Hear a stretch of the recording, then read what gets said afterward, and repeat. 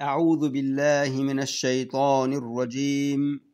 بسم الله الرحمن الرحيم. والعصر إن الإنسان لفي خسر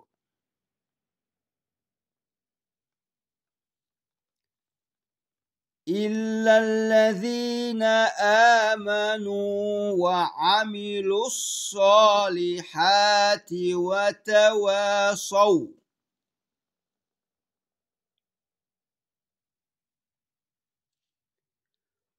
وتواصوا بالحق وتواصوا بالصبر.